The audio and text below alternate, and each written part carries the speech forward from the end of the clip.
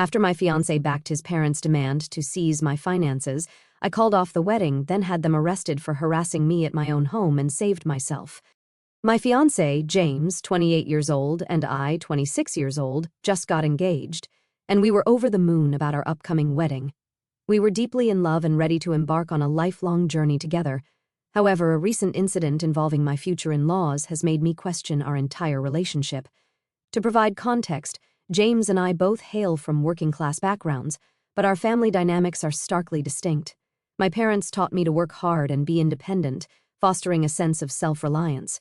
They never interfered in my life unless I specifically asked for their help. I had been working ever since I was 16 years old and moved out of my parents' house when I was 18 to stand on my own 2 feet. In contrast, James's parents followed a very hands-on approach. From an early age, they instilled in him the importance of adhering to their values and traditions. If he didn't follow their rules, then he was harshly punished. Growing up, James found himself subject to their continual attempts to control his life. His parents believed in dictating every move he made. This control extended beyond just the typical guidance parents offer. It bordered on a level of interference that left little room for James to make decisions independently. They controlled his financial situation as well. His parents controlled how much money James spent from his income every month. When I first got to know James, he was upfront about his parents right from the start. Back then, we were just casually dating, so I didn't give it much thought. But as things started to get more and more serious between us, I started to realize the hold his parents had over him. His mother had this routine of calling him every night in the evening, insisting he returned home for dinner with the family.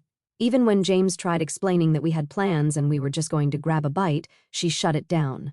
Her response was always a firm no, accompanied by a reminder that he had to come home or else he would be kicked out. Another example would be when James called me one day in obvious pain. He was dealing with a severe stomachache and had been suffering the entire day. Shockingly, his parents insisted that a trip to the hospital was unnecessary, convinced that modern medicine wouldn't be of any help. Moreover, they actively discouraged him from spending money on medical bills. I couldn't wrap my head around how they could watch their son in pain and not do anything about it. I had to leave work and rush to his place to get him to the hospital in time. This was very weird for me, as I had never seen an adult being so tightly controlled in life. When I asked James about the reason behind his parents' behavior, he shared that both of them had grown up in a cult. The strict rules from their upbringing seemed hard for them to let go of and change. While I couldn't fully grasp the situation, I recognized it wasn't my role to interfere or pass judgment on his family. As our relationship deepened, we wanted to spend more time with each other and eventually decided that we would move in together. I had my own apartment, while James resided with his parents. We settled on him moving in with me. Little did I know that it wasn't as easy as it seemed. James's parents were furious upon learning that he planned to move out, and their anger was directed more at me than at James. They invited me over for dinner so they could talk with me. When they brought up the subject, I stood my ground. Despite being nervous, I firmly told them that James and I were in love and deserved to have our own space. Linda, James's mother, made it clear that she disapproved of our relationship because, according to her, women shouldn't be breaking up families. James's father, Robert, proceeded to inquire about my life, family, and career. I answered them all with honesty. To my surprise, his father then turned to James and commented that his issue with me was because I am a career woman. His father then loudly stated that he didn't want his son to be involved with a selfish woman like me, who wasn't taught by her family to put men over my own needs. I stared at Robert wide-eyed, trying to comprehend the judgmental words coming from him. His father continued that I was the devil for forcing his son to move away from his parents. He said how James was supporting both of them with their money, and I had no right to ask him to move in with me. I had kept quiet out of respect for James, but their comments were starting to bother me. Thankfully, this is when James interjected to say that this wasn't true, and he loved me, so the plan to move in with me was completely his decision. I nodded and firmly announced to both of them that James was an adult and it was his decision to move out if he wanted to. I then told Robert that I respected his opinion about his son, and James could always continue to help them financially even if he wasn't living with them. James then took my hand and announced that he was going to go through with this decision, and it was final. I could see the disdain on Robert's and Linda's faces. They looked at him with disappointed expressions. I couldn't help but feel proud of him for standing up for himself. Since James moved into my place, our lives have become much simpler. Over the last few years, I have witnessed a positive change in him. He's no longer reliant on his parents for every decision. We live in our own little cocoon, shielded away from his parents and their judgments. While his mother still continues to call him in the evening daily like clockwork, I have learned to live with it. James sends money to his parents every month, like the good son he is. Over the years, James has come to spend more and more time with my family. My parents are much more laid back and absolutely adore James. He's always pleasantly surprised by how supportive my parents are and has grown to enjoy their company. It's been a delightful shift from the judgmental atmosphere he was accustomed to. My brothers love inviting James on their weekend fishing trips. Overall, James has blended well with my family. Now, coming on to the incident at hand. After we got engaged, we shared the news on social media and called our parents. My parents were overjoyed, and my mom moved right into wedding plans. On the other hand, James appeared to be having a heated discussion with his parents. I couldn't catch the details, but I figured they had some concerns about me, as usual. I decided to trust James to handle it and opted not to get involved in the conversation. Since the phone call, James appeared more subdued.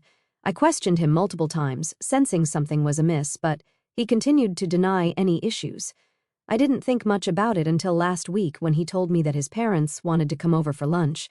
I was taken aback because in recent years they had neither visited us nor acknowledged my existence.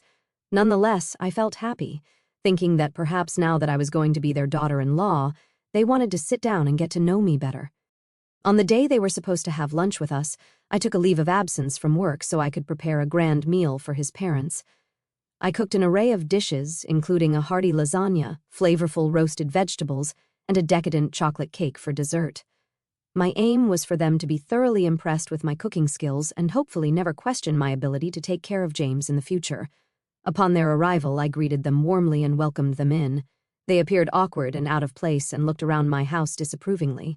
I noticed that James seemed more nervous than usual, which was understandable as they had never been to our place. They didn't talk much, and we had our meal quietly. James's mother did make a few comments on how she disliked my dishes, yet continued to wipe the plate clean. I politely apologized, trying to keep the atmosphere as pleasant as possible. After the meal, Robert asked if he could take a tour around the house, to which I agreed.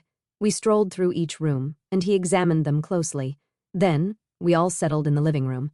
Robert cleared his throat and asked me to show him my finances. I looked at him curiously, struggling to grasp his request initially. He went on to explain that he didn't want just anybody marrying his son, and he expected me to share my financial details with them. I was taken aback by Robert's unexpected request. My eyes widened in disbelief as I tried to comprehend what he was asking.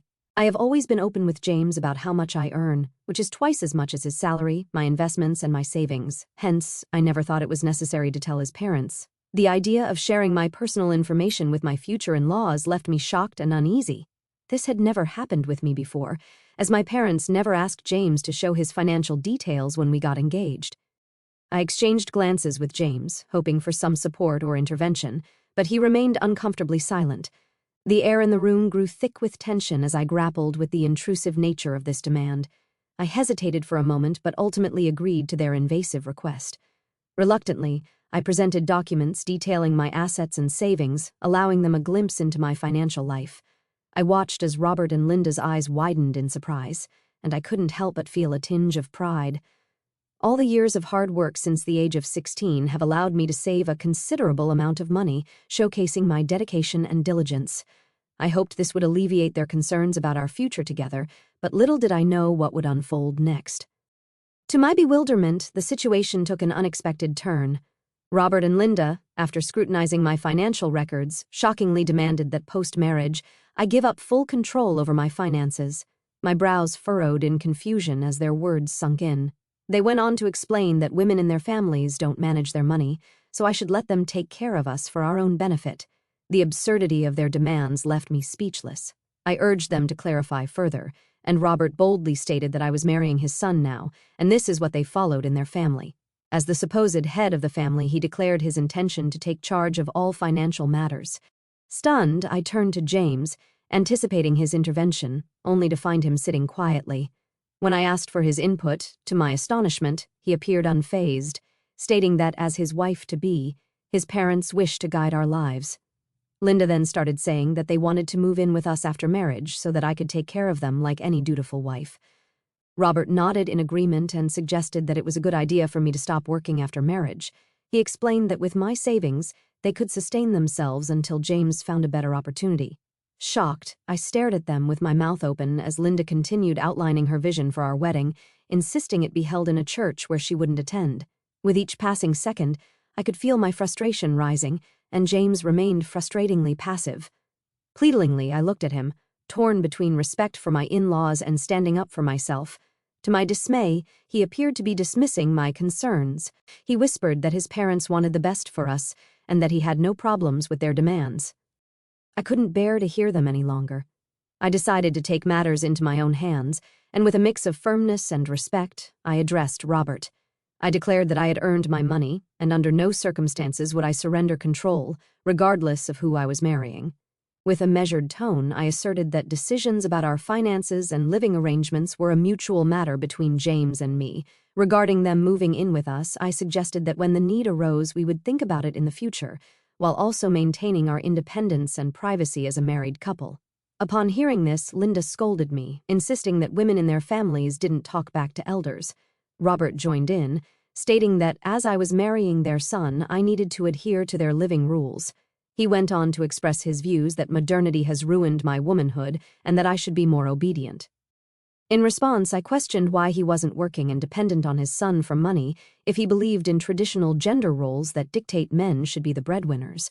This seemed to piss everyone off, and Robert started to yell how disrespectful I was being. James even shot me a disapproving look and told me that I couldn't talk to his father this way. Frustration and desperation consumed me as I realized that I could never live under their suffocating control. What was really infuriating for me to see was James refusing to stand up for me in front of his parents, while they continued to disrespect me and discuss taking away my financial independence. He seemed to have drastically changed, and I had no guarantee that he would have my back after our marriage. In a final plea, I asked James if he genuinely supported his parents' stance. James took a deep breath and expressed his desire to start a family with me after marriage, but insisted that if I continued working, our children would turn out like me. I looked at him in disbelief as he argued that our kids wouldn't respect him if they found out that I was earning more than him, so I needed to give up on my career and focus on our family. Robert and Linda nodded along in agreement. Frustration and disbelief overwhelmed me. I couldn't comprehend that James was willing to prioritize outdated expectations over our relationship. I looked at him, feeling a sense of betrayal as he stood by his parents' regressive views. Unable to accept a future where my independence was compromised, I took a deep breath, and with a heavy heart, I finally said, "I want to call off the wedding." Wide-eyed disbelief painted Robert's and Linda's faces as my words sunk in. They immediately started to blame me for shattering their perfect family vision and how, as a woman, I needed to respect their family traditions and rules without any question. Unyielding, I demanded James and his parents leave my house, otherwise I would call my family and the police on them. James started to plead, but I firmly asked him to leave with his parents. They eventually left in a huff. Since this incident, I have been feeling really guilty about what happened, yet deep down, I know that I have taken a stand for myself. Am I the AITA for breaking things off with my fiancé because I didn't want to give up my financial freedom? Update 1. Since I broke off my engagement 2 days ago, I have spent all my time crying. I called my parents and asked them to come over so we could urgently talk. My family rushed over to my apartment in concern. The concern deepened when I opened the door, my face marked with tears, as I spilled the troubling news to my parents. Their faces mirrored a mix of concern and empathy. My mom, usually the optimist, wore a furrowed brow as she absorbed the situation. My dad, a man of few words, wore a stern expression but offered a comforting hug. He reassured me, expressing how fortunate James's parents were that he wasn't there, otherwise they would have faced his wrath. I couldn't help but smile, knowing my parents would have swiftly dealt with the situation. My brothers, having developed a camaraderie with James over the past few years, were visibly stunned by the news. Their expressions revealed a mixture of shock and disbelief as they grappled with the unexpected turn of events. Despite their initial surprise, they promptly expressed that I did the right thing, offering comfort and assuring me of their unwavering support during this challenging period. As we continued to discuss the situation, I was relieved to see that I wasn't alone in my shock, as my family members, too, were taken aback by James's sudden change in behavior. I had been worried that I had missed these signs when we dated, but it was evident that James had skillfully concealed this aspect of himself until now. Questions flowed naturally from the specifics of James's changed behavior to the unexpected demands put forth by his parents. We collectively expressed our surprise at witnessing a side of James we hadn't anticipated, especially in supporting his parents' unreasonable requests. The conversation swirled around the events that transpired, with each family member voicing their concerns and thoughts on the matter. Since the incident, my family has been incredibly supportive. My brother suggested packing up James's things so they could drop them off at his parents' place, ensuring he doesn't have a reason to return here.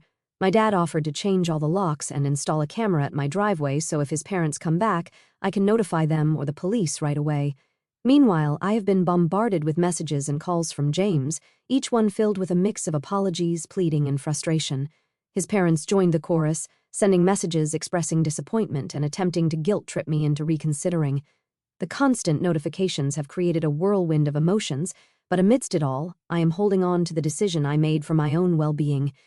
Update 2. James's parents have been arrested. My hands are shaking as I am writing this, as they have just been arrested a few hours ago. 1 week after our breakup, while I was still trying to heal from the emotional aftermath, I heard a doorbell ring today. I noticed through the security camera that James's parents were at my doorstep. I asked them to politely leave, as I didn't want to discuss anything with them. They pleaded that they were here just to talk and urged me to hear them out for the last time. I quickly texted on my family chat that his parents were at my door, and my dad replied that he was on his way to my place. Feeling confident that he was coming over, I foolishly, against my better judgment, let them in. As his parents stepped inside, I felt even more anxious and just wanted them to leave. After saying their piece, they started by apologizing to me, which completely surprised me. I politely waited for them to explain themselves, and Linda expressed remorse over her earlier criticisms of my cooking. Robert then asked me if his demand to see my finances had made me uncomfortable. I nodded, and he attempted to justify their intrusive request. They tried to sound nice, but it still felt like they wanted to control things. They kept on talking, justifying why they felt the need to control my finances. Their explanations were frustrating, claiming it was for our own good, but it only made me angrier. They insisted on their right to dictate our lives, throwing reasons at me that sounded more like excuses for their overbearing behavior. Linda insisted that as a woman, my main focus should be on raising children and managing the household, while James should be the sole breadwinner. It was so absurd that I couldn't help but laugh in frustration. I questioned how they expected me to give up my career, especially when I was the one earning twice as much as James and handling our household responsibilities. They took offense, and Robert erupted, yelling that James should worry about earning, while my only concern should be the kitchen. Anger surged through me, and I was on the verge of giving him a piece of my mind. At that moment, my dad rushed in, and I couldn't help but feel a sense of relief. He looked at me, concern in his eyes, and asked if I was okay. Just by observing my expression, he must have sensed that James's parents were once again trying to pressure me. Linda and Robert looked surprised to see my dad. He greeted them with a stern nod, acknowledging the awkward atmosphere. My dad, never one to mince words, straight up asked them what they were doing here. Robert told him that they were there to discuss the issue at hand. My dad informed them that I had already called off the wedding, so there was nothing left to discuss at this point. Linda, perhaps sensing the shift, attempted to maintain a composed demeanor. She started to explain that James and I had spent a considerable time together, and it was irrational of me to break it off so abruptly.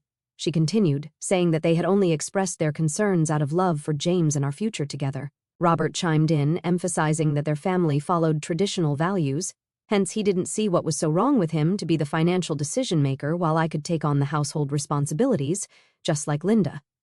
I could sense my dad getting agitated at that moment. He listened patiently before expressing his disagreement with their perspective.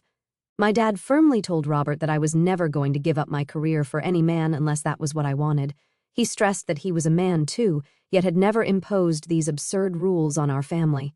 He firmly stated that such expectations of control and outdated gender roles had no place in our family. Robert's face reddened, and Linda's attempts to salvage the situation grew more desperate. They continued to defend their stance, but my dad wasn't having it. He calmly asserted that James and I were equals, and our choices should be based on mutual understanding, not outdated norms. He argued that James was incapable of supporting me financially anyway, which was true, hence they should instead force their son to become a better man instead of asking me to give up working for the rest of my life. As the verbal tug-of-war escalated, I sat listening to them uncomfortably.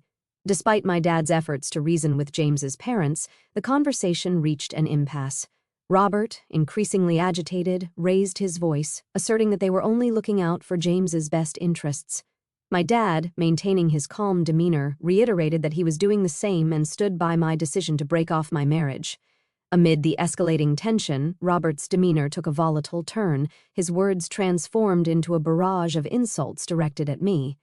My dad, visibly angered by the verbal assault, struggled to maintain his own frustration. Robert continued to yell how I had wasted James's time all these years, while my dad yelled in return that it was James who had, in fact, been a con all this time while trying to hide his true feelings about his thoughts on family dynamics. Watching both my dad and Robert yell at each other, I realized that the situation was quickly spiraling out of control. James's parents' relentless persistence brought me to a breaking point, and I made the difficult decision to call the police. As the police were en route, tensions continued to rise, with Robert and Linda continuing to yell at me. When the authorities finally appeared, I urgently requested their removal to ensure the safety of everyone involved. Their visit has left me feeling deeply unsettled, and witnessing their aggressive behavior has intensified these emotions. In this tumultuous situation, I find solace in the fact that my family came to my rescue. My mom, after learning about their arrest, has offered to come and stay with me for the next few days. My brothers, fueled by anger, expressed the desire to confront James, but my dad intervened, managing to dissuade them from taking any impulsive actions. After everything that went down today, James won't stop calling, however. I currently lack the emotional energy to engage in conversation with him and will need some time to recover from the intensity of the day. Update 3. It's been 3 months since my last update. A lot of people have been concerned about me since my last update, but I'm here today with a much happier update. In the 3 months since that intense encounter with James's parents, I've experienced a significant transformation. Breaking off the engagement was undoubtedly a tough decision, and initially I grappled with guilt. However, deep down I knew I had stood up for myself and my principles. My emotional healing has been supported by my incredible family. They rallied around me, providing unwavering comfort and understanding. My mom stayed with me for a long time until I could feel safe enough to live on my own. My dad came to visit me every morning, and we started going out for walks, which has sort of become a routine for us now. I love spending time with him during our walks. My brothers helped out wherever they can, and their actions speak louder than words, reaffirming that I am not alone in my decision. James has continued to reach out, his messages flooded with apologies and pleas. He explained that after our engagement, he was gaslighted by his parents, and he went along with their demands. He urged me to reconsider, saying that this won't ever happen again. However, I have stood firm in my decision and let him know that I am done with him and his family. I have blocked all of them, making sure that they can never disturb my mental peace ever again. As for my career and financial independence, I have been thriving. The incident reinforced my commitment to maintaining control over my finances. I have excelled in my job, embracing the sense of empowerment that comes with financial autonomy. I have also found solace in reconnecting with friends and pursuing personal interests. The support network around me has been instrumental in my journey of rediscovering myself as a single gal after so long. Looking back, I recognize that breaking off the engagement was the right choice. It allowed me to reclaim my agency, prioritize my happiness, and foster personal growth. If there's any advice I could give to any young woman reading this, it's never to let anyone control you in the name of love.